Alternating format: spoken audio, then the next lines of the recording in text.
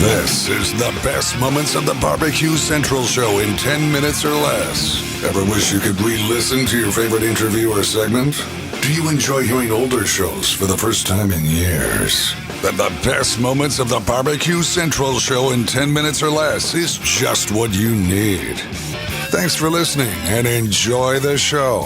Welcome to this edition of the best moments of the BBQ Central Show in 10 minutes or less. I am your host, John Solberg, and this edition is being brought to you by The Butcher Shop, purveyors of highly sought after 100% Australian non-crossbred Wylara 9 Plus briskets, and as always, they are handpicked just for you. The Butcher Shop has been retailing the finest meats for the past 15 years.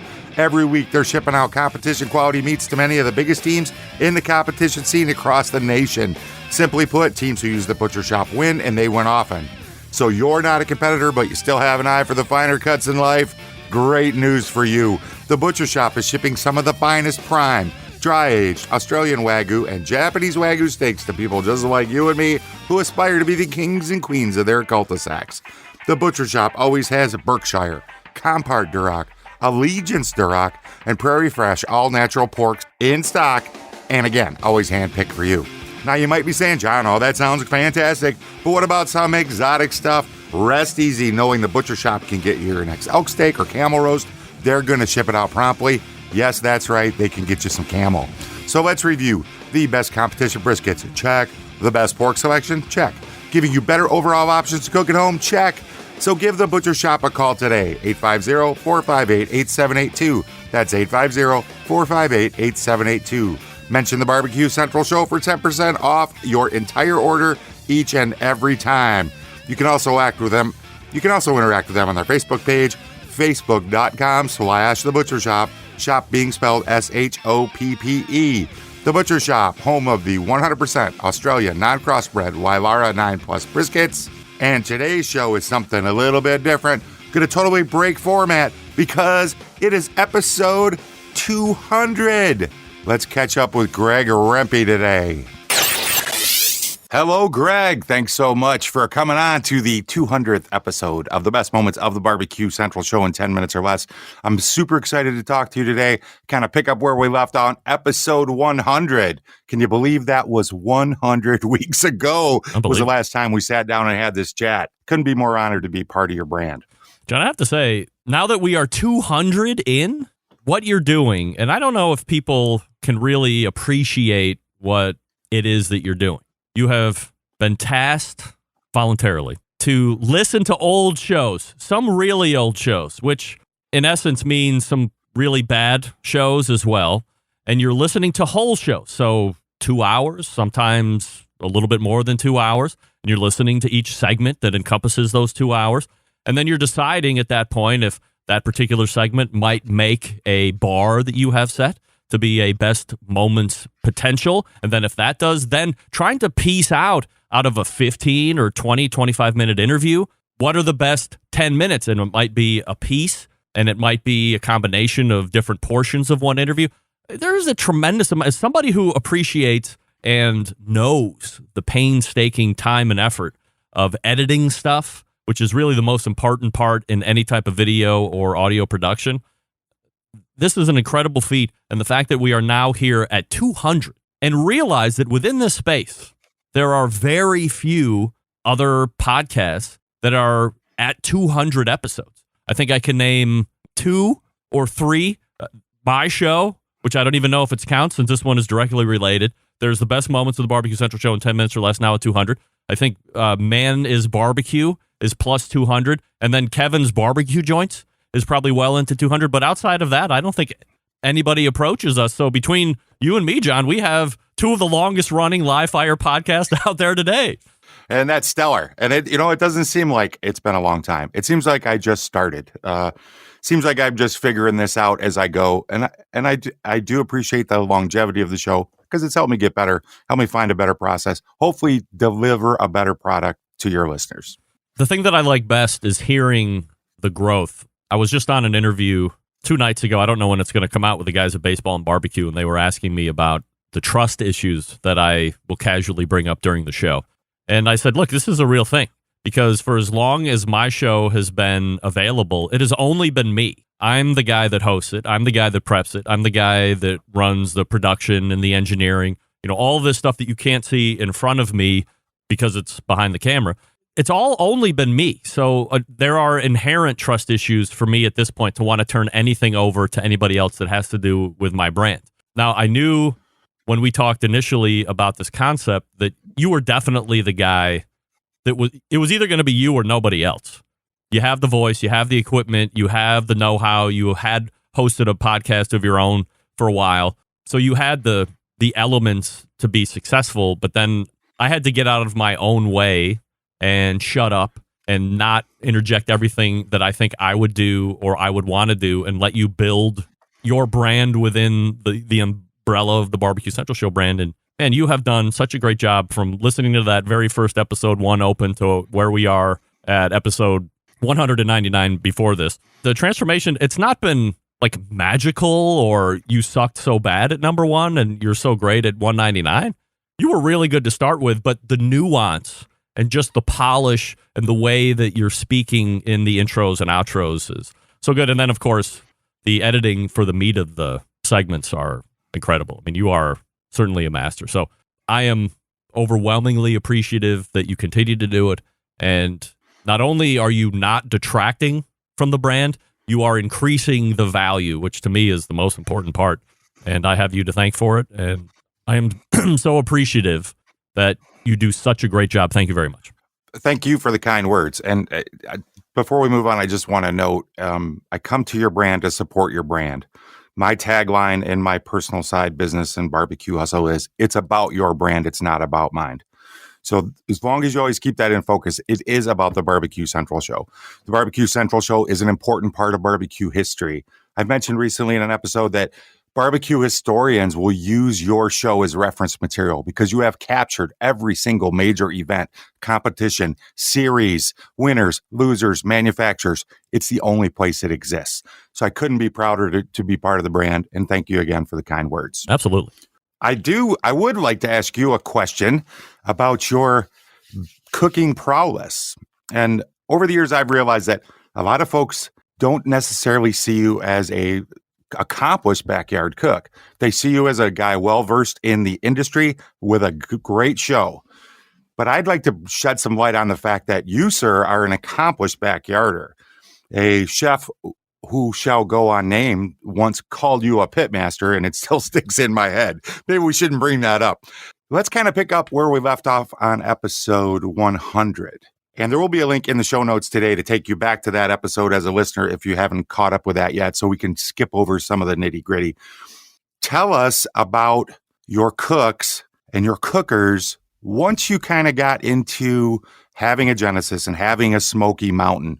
Where did your stable move forward from that point, and how did you accelerate into your barbecue style? The cookers came on board almost magically. I think there was a key point, as we often refer to on the show, is that golden era of barbecue when you saw it on TV and everybody was getting into it. Whether they were deciding at that point they wanted to also jump into the competition trail or they just wanted to be better backyard folks, that also enlisted the people that were in the business of barbecue to make different cookers, better cookers than what was currently out there. So we were all benefiting from it, and I was benefiting from it because I was hosting a show that was covering it. So I had a number of companies that I still can't name out loud that just messaged me and said, hey, we don't want anything to do with promotion of the show. We don't want to be mentioned, none of this, but we want to send you grills. And all we want you to do is cook on them. All we want you to do is every week or every 2 weeks, send us back a list of things that you continue to like and things that you would like to change and how the cooker is weathering over time and review the cover and all this other stuff. That's all I had to do. So I didn't have to, it wasn't an in-kind thing. It was really a true R&D type of relationship where I could have one of those first models of cookers and then tell the folks that made it how it was aging and how it was cooking and how, as a potential consumer, things that I might want to see that would bring value, but also keep within the vision that they had for the cooker. So, I grew a couple pellet cookers that way. Some sponsors of the show that, like Green Mountain Grills, sent me pellet cookers. That was really my biggest growth portion, was somebody who had I don't know if I would say vehemently disliked pellet cookers back in the beginning of the show, but I was certainly not a champion of them. And then getting my hands on one, being reluctant to want to like it, but then having it win my heart over, that was the biggest growth portion. And then offset cookers, I got a free close from a guy that lived 20, 25 minutes south of me, who was also a cooker accumulator, as I would call him. So I just waited and waited for him to just continue to get more cookers. And then I was like, okay, well, now he's got 2 or 3 other cookers on top of this close. I know he's not using it, so I'm just going to make the ask. So I made the ask, and he's like, hey, if you come down with a trailer, you can take it away today. So all of a sudden, I'm in a 42-inch close offset pit, which, if you aren't familiar with Close, he's one of the most prolific and premier offset pit manufacturers out there in Texas. And I learned how to use an offset, and that was quite a learning curve because I didn't really know a lot of folks. My main knowledge base of folks was at that point on virtual Weber Bullet, and they were running a lot of bullet style cookers. If it wasn't the Weber Smoky Mountain, it was a bullet style cooker. So there was a lot of minion method talk and using a guru for temperature control. And this was a different monster. So that took a lot of trial and error and learning how to draft and learning how to build the fire. And then more importantly, how to keep a fire, which I ended up becoming very proficient at. And I really liked it. It's still my favorite way to cook any kind of barbecue if I have the time. And then graduated into a competitor for a ceramic cooker. It was called the Bubba Keg. It was a steel or aluminum fixture. It looked like a keg of beer, but it had all of the other trappings of what a ceramic cooker had, except the ceramics. It wasn't ceramic, but it was filled with commercial grade insulation. It was dual walled. It had a great commercial grade gasket around the lid or the top, and then where the top and the cooking body came to meet each other. That was the biggest bitch you'd hear from Big Green Egg users, was that felt gasket was something that would burn if it got too hot, and then you were stuck replacing that, and that was kind of a pain in the ass. Well, they eliminated that by using similar to what you would find around your oven at your home, just one of those commercial grade gaskets, and that worked really well. I got a couple other Weber Smoky, or a couple other Weber kettle grills. I think at one point I was up towards a dozen or 15 different cookers, and then I realized at one point it was just too many, and then I decided to start really keeping tabs on which ones I were using, and then I would start to gift some of the other ones away, and that's what it is. So now I'm in an arsenal of a couple pellet cookers. I have the offset, and I have a gas grill and a kettle grill, and at this point in my life, that's what I have. That's what meets my needs, and I can still have multiples to choose from. I can employ all of them at the same time with different cooking methods all happening at the same time in them if I want to, and it allows me the variety that I would like to. So, I mean, I want to have as much grills as the next guy, but at some point, having too much is just having too much. Do you find yourself cooking on your kettle grills with straight charcoal very often, or are you tend to stay in the pellet and gas realm? Yeah, I would say by and large, grilling wise, it's gas, and then I do grill a lot with charcoal. Still, So there's a difference. I forgot another cooker that I have. It's the Pit Barrel Junior, and I don't use that as much because I have other people in the house. Right, I got a wife. I got 3 daughters. When everybody's home in the summer now, and they don't have a specific fancy for the perfuming of charcoal that hanging meat with the fat drippings on the charcoal give you. I like it, but I have to also appeal to the masses in the house. But charcoal grilling allows me where, I can keep it indirect if I have to, but doing quick cooks over charcoal is different than doing long cooks over charcoal, as I've come to find. And that's what my family will eat, the quicker cooks over charcoal.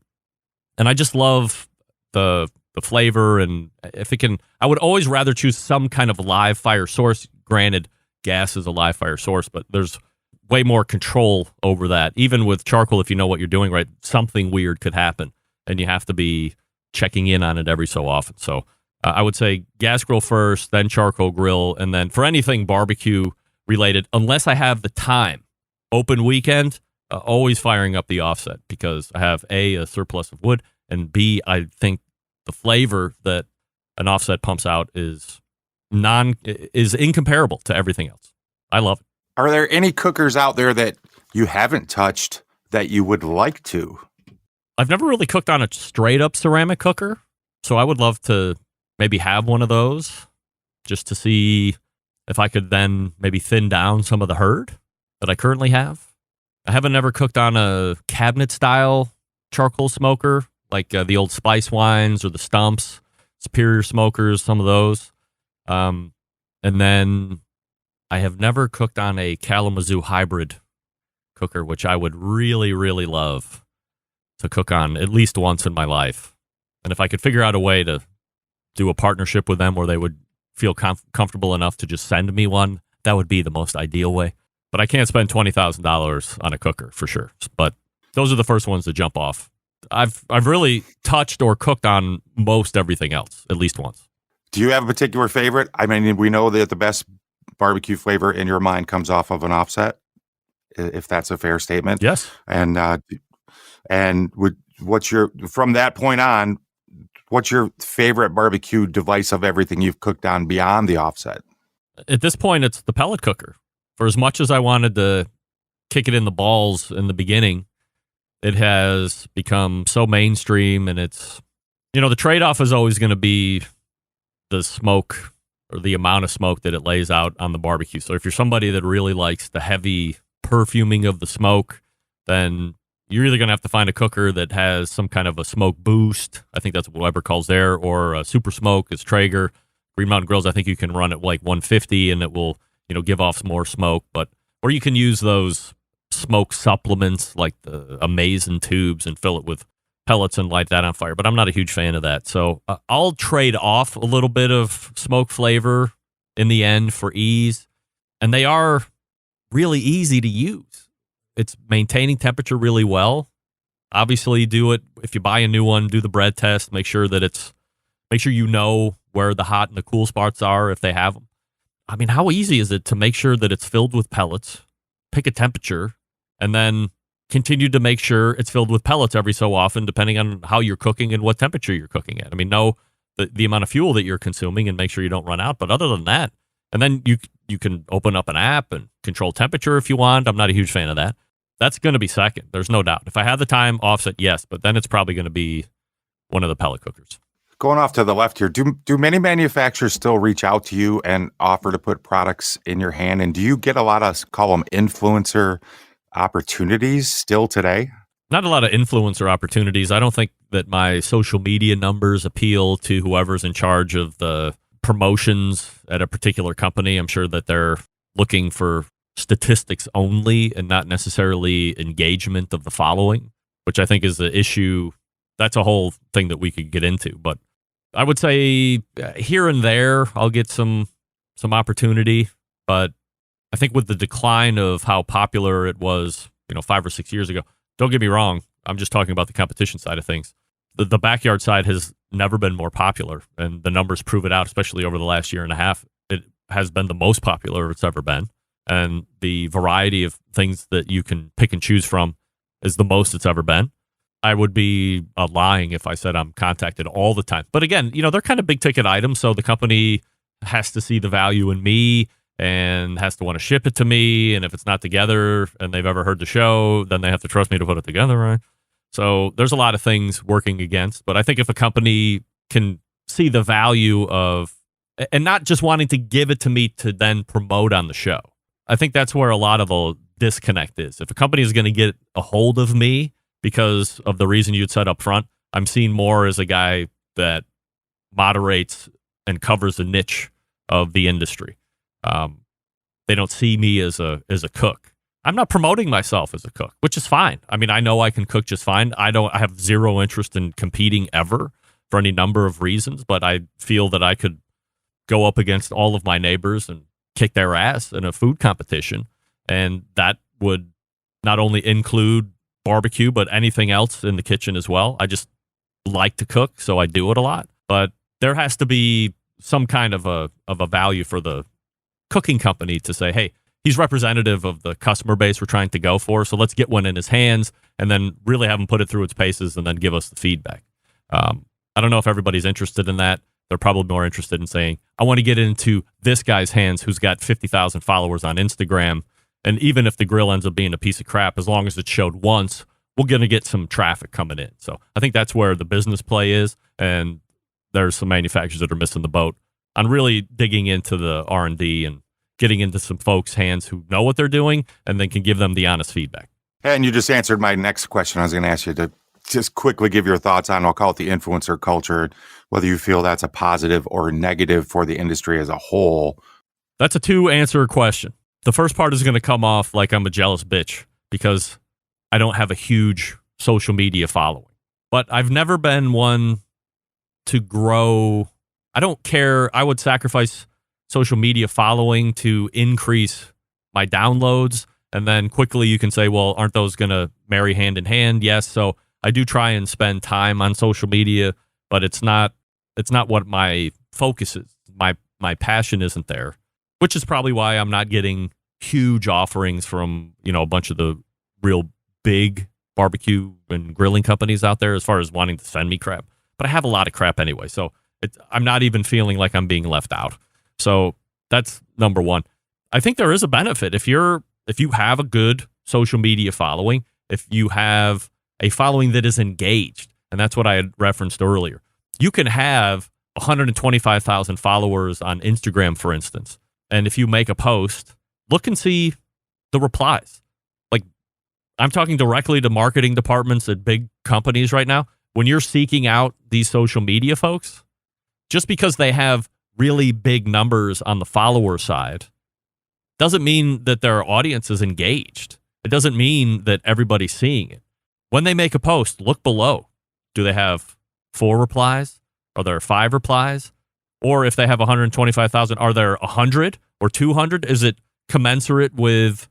percentage commensurate with the amount of followers that they have? If you have 125,000 followers and you get 4 comments, or you have 125,000 followers and you go live on a particular platform and you have 3 live viewers, your audience is not engaged.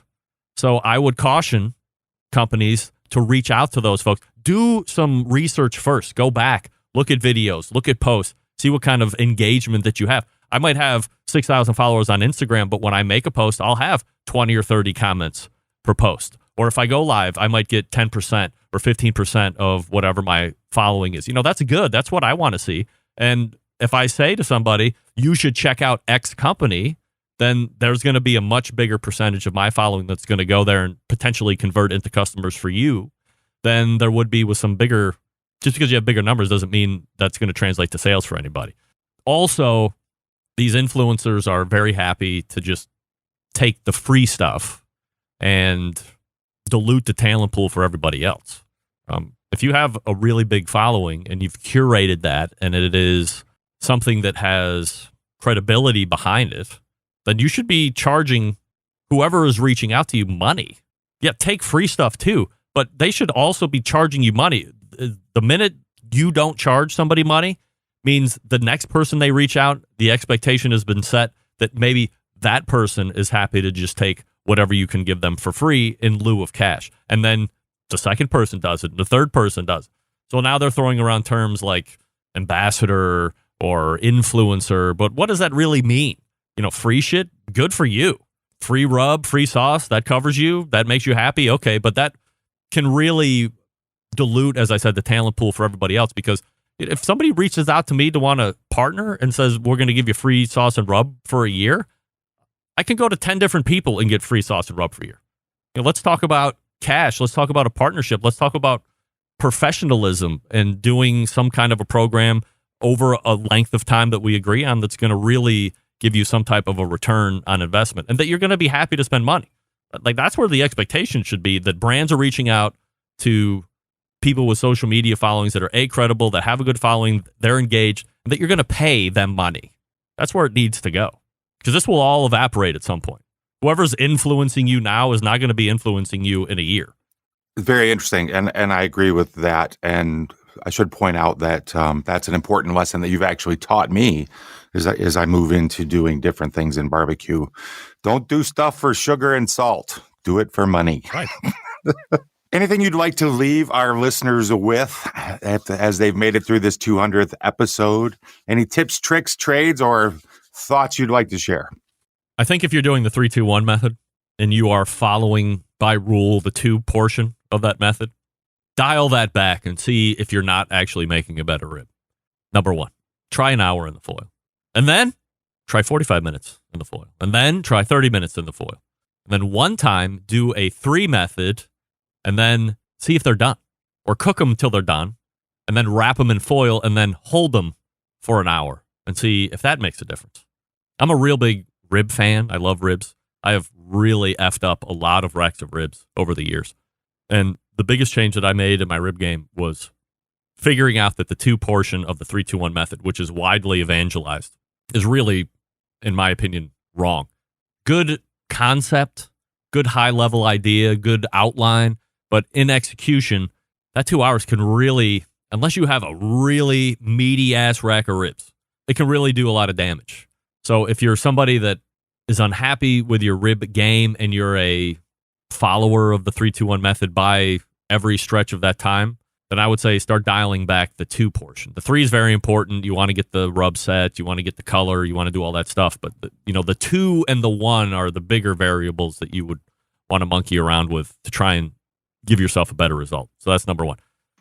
Number 2, I'm probably just like all of you. Brisket is the bane of my existence. I've yet to really cook a brisket where I've thought, man, I am really a good brisket cook. I'm probably nowhere close to saying that. And I've done them on every single cooker that I can get my hands on. But you know what my problem is? I don't do enough.